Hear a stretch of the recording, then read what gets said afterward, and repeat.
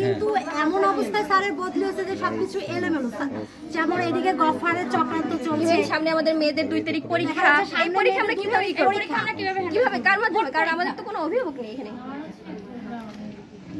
ঠিক আছে, আপনারা তাহলে এখন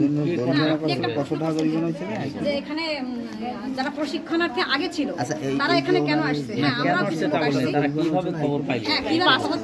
আমরা বিভিন্ন ভাবে এই যে গফর বিভিন্ন জায়গায় অভিযোগ করছে মুখলেস স্যারের বিরুদ্ধে, বা এখানে যারা কর্মরত আছেন তাদের বিরুদ্ধে বিভিন্ন রকম অভিযোগ আমরা পত্রিকায়, মিডিয়ায় এবং বিভিন্ন মোবাইলের মাধ্যমে আমরা দেখছি, ফেসবুকের মাধ্যমে দেখছি। কিন্তু এটা হচ্ছে আমি যখন এখানে প্রশিক্ষণার্থী ছিলাম তখন মুখলেস স্যার কিন্তু পরিচালনা করছে, তার সুন্দরভাবে পরিচালনা করছে। এখন আমি পরবর্তীতে আমার বোনদের এখানে প্রশিক্ষণের জন্য পাঠাইছি, এখন আমার ছেলে মেয়ে পাঠাবো। কিন্তু যদি মুখলেস স্যার না, একজন উপযুক্ত যোগ্য কর্মকর্তা যদি না থাকে, তখন আমি তো আমার ছেলে মেয়ে এখানে পাঠাইতে পারতেছি না, আমি নিরাপত্তা পাইতেছি না, যার কারণে আমার এখানে আসা। এক, দ্বিতীয় কথা হচ্ছে আমি এখানে স্থানীয় মেয়ে, এই জমি আমাদের জমিটার পরেই কিন্তু এই প্রতিষ্ঠানটা তৈরি হয়েছে।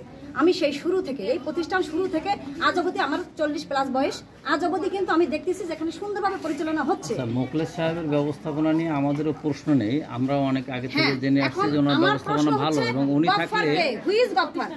এখানে থাকলে মেয়েরা নিরাপত্তা পায় বা নিরাপদ বোধ করে। এখন কথা হলো, তাহলে উনি এখানে কতকাল থাকতে পারবেন বা আপনাদের প্রত্যাশা কি? উনি কি আসলে এখানে যুগ যুগ ধরে থাকতে পারবেন? এটা তো সুযোগ নেই, সরকারি কিছু নিয়ম তো মেনে নিতে হবে। তবে আপনাদের বড় চাওয়া হচ্ছে যে সামনে 2 তারিখে পরীক্ষা, এই মুহূর্তে তাৎক্ষণিক তার একটা বদলি এই প্রতিষ্ঠানে সবার জন্য একটা ক্ষতিকর বিষয়। কারণ একসময় পরীক্ষা দিবে, তার পরীক্ষার প্রসেস আছে, প্ল্যানিং আছে, এগুলো কার মাধ্যমে আমরা করব? কারণ এখানে তো আমাদের কোনো দায়িত্ব নেই, আমরা হচ্ছে অতিথি প্রশিক্ষক, আমরা আসবো, যাবো, ডিউটি করবো, এটাই তো ঠিক। কিন্তু এখানে যে আদার্স যে কাজগুলো আছে তারা বদলির কারণে এই মুহূর্তে এই প্রতিষ্ঠানটা অভিভাবকহীন অবস্থায় আছে।